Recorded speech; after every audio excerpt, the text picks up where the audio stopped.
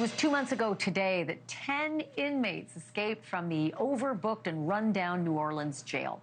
And if you're counting, one of those fellas is still on the loose. That guy, Derek Groves, and he's the baddest inmate of the lot.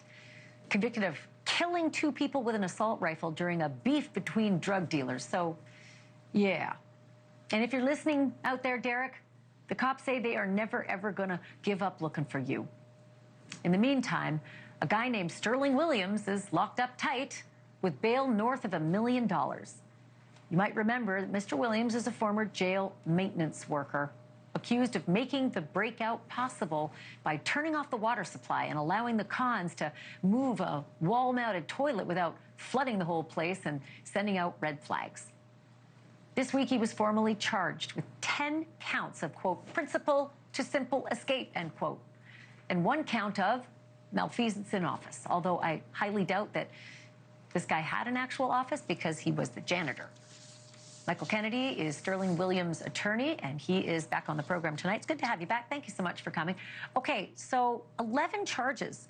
10 of them are principal to simple escape for the 10 guys, and 1 of them is malfeasance in office.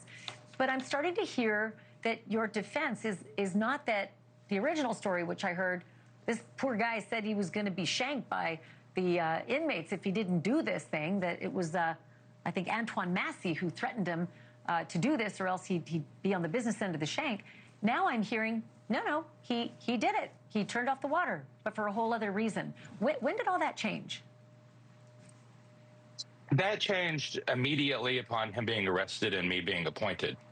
We've addressed that. I'm happy to go into it again. He stated that Mr. Massey threatened to shank him. That was not a directive. That was not turn off the water or I'll shank you. That was jailhouse banter. And honestly, if you don't spend a lot of time in the jail, I don't know how else to explain that that's okay, other than every job has its own vernacular. And if you're going to work around violent inmates, that's something you're used to hearing people say. He reported that during his interview because it is something that was stated to him, but it was misconstrued as being the reason he turned off the water. He turned off the water because they had flooded the toilet, and that's his job. So there was an overflowing toilet in another cell prior to all of this happening, and your client turned off the water because of that? Is there any proof or any witnesses who gave him that official directive from the prison to turn off the water? Because my thought is that he'd have had to been given a directive to do that by somebody with authority.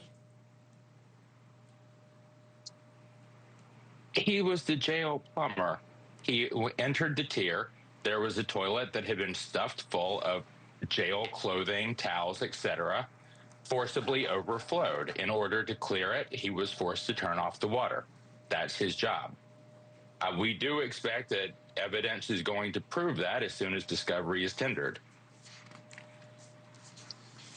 So there's no guard or someone in authority who says, hey, Mr. Williams, get down to cell block, you know what, we got a problem and you need to, get busy doing the janitorial duties and shut off the water.